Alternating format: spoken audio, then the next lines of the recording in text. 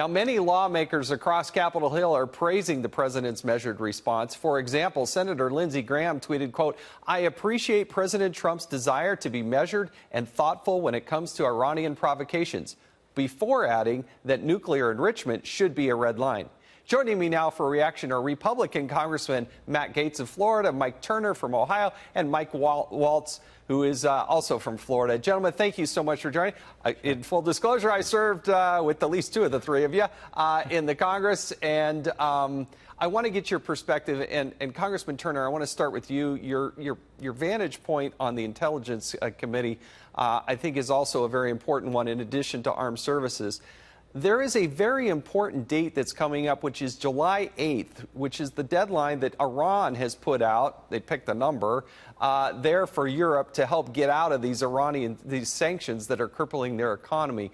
Give us your perspective on what's happening in Iran and the pressure that they're now feeling from the economic sanctions.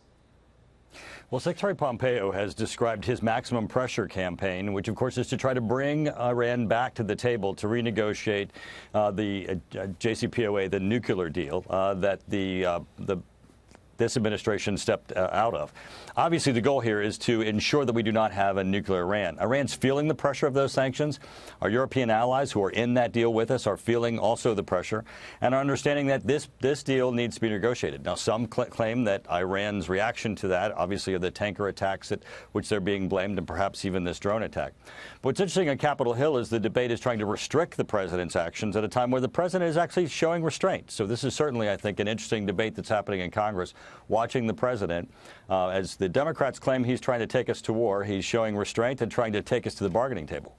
Now, Congressman Waltz, you're a freshman there, your first term in Congress, but your military service gives you an interesting perspective.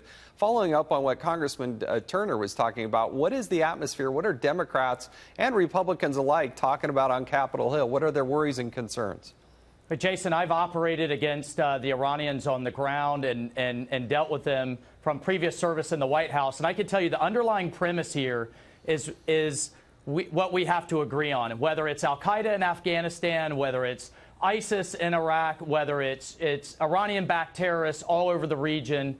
We have to fight these wars over there. We have to take care of it abroad in places like Damascus and Tehran and Kabul, or it will follow us home. This notion that we see on both the right and the left, that if we just let them take care of it and bring the troops home and the world will be fine, I think is naive. We have seen that it will follow us into Europe. It'll follow us in the United States. We have to stay on offense. And while I absolutely respect the president's right as commander-in-chief, which all three of us have fought for on the Armed Services Committee, his right to give these green light, these go, no-go decisions, we do have to respond. Iran is a regional bully. It will continue to push. It is emboldened by weakness, and it is deterred by strength. And the president, I fully support him in keeping the maximum pressure campaign going. The reason they came to the table for the Iran deal in the first place is the sanctions were working. And I think he's made it very clear he's going to drive them back to the table, but get a better deal in the long run. And that's absolutely what he needs to do.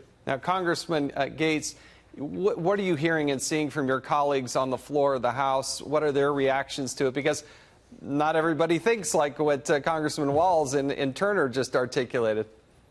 Yeah, I have great respect for my fellow Floridian Michael Waltz. He's an American patriot, but I think what's naive is believing that engaging in endless, unfocused, unconstitutional regime change wars in the Middle East is effective either in the Middle East or back home. I mean, you just look at Afghanistan. We're down from having the Afghan government to controlling 72% of their administrative districts to 56% of their administrative districts in the last 3 years. And you look at the $6 trillion that we've spent in the region, and you think that's larger than the market cap of Facebook, Google, and Amazon combined. I think an American first foreign policy advanced by the president is one that would prioritize getting the Gulf cartel out of the southwestern United States before we decide that we're going to be the policeman of the Gulf of Oman. And if you've got Japan and Norway not seeking war for vessels owned by folks in their countries being attacked, I don't think it's the job of the United States to avenge foreign vessels or American robots with the blood of our bravest service members and patriots, Michael Waltz being one of them.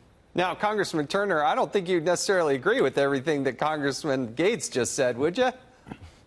Well, I think, Jason, that when we have this debate, we have to understand that enemies self-select. And the most important thing that we can do is have a strong military and a president that's not restrained in being able to take action. The debate, unfortunately, in the House over the past 2 weeks has just this week, the Democrats voted to actually repeal the 2001 authorization of use of force that was passed after 9/11 that allowed us to go after al-Qaeda and ISIS and continue to tackle those who want to do the United States harm. And just last week, there was debate about restricting the president's ability to respond to Iran that would have prevented the president of the United States from responding even if Iran attacked Israel. We have to stand up for our allies. We have to stand up for ourselves, recognize that enemies self-select, and ensure we have a strong military to respond and protect our country.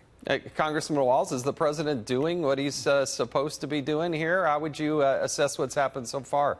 Yeah, well, I think where all three of us absolutely agree is maintaining options for the president and not allowing the Democrats to tie his hands for political reasons. He is the commander-in-chief.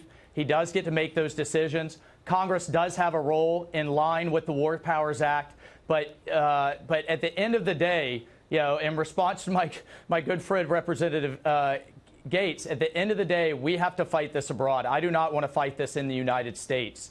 And when half the world's terrorist organizations exist in Afghanistan, when ISIS is sending and weaponizing refugees into Europe and the United States, and when Iran is openly seeking to attack Israel and to build a nuclear weapon to attack all of us, it's only the United States that can lead. And whenever we withdraw, like Obama did out of Iraq and like Obama tried to do out of Afghanistan, bad things happen. If we don't lead, then we leave the world open to China and Russia and Islamic extremism. America has to lead. That does not mean we have 500,000 troops on the ground. There is a lot of space between kumbaya world peace and 1 million soldiers on the ground. And those are the options the Pentagon needs to be presenting to the president right now. So, Congressman Gaetz, from your perspective, is Donald Trump, the president of the United States, doing the right thing, or do you think he's taken a misstep here along the way?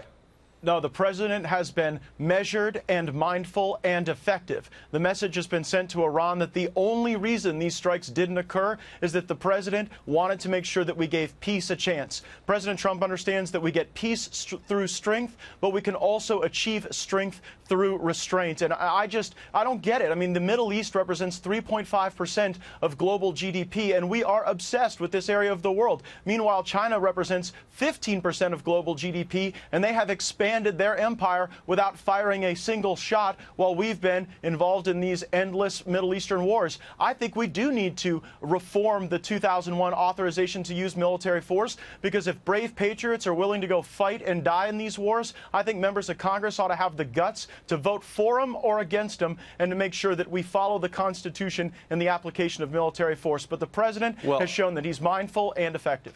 Well, the debate will continue, but I think it's naive to say that China has never fired a shot. All you need to do is go visit with Vietnamese and others, as I've done when I was in Congress. Well, in the last 20 years. Probably in the last 12 months. With them too. With all due respect, I think if you looked harder at what the Chinese are doing, it's a very aggressive thing. Well, they're not engaged in an endless war in the Middle East to change regimes. They are. It's a cold war in the Middle East for another day, gentlemen, for the other day. I really do think that the right answer to this is, if the provoked, the President of the United States has clear authority, if there's clear and present danger, to take whatever action he needs to. If he's going to take a long-time war, then he should go to Congress, and he should get that authorization. But that's my perspective, and we'll have to debate this more. Gentlemen, thank you for your service. Thanks for joining us here on this Hannity special.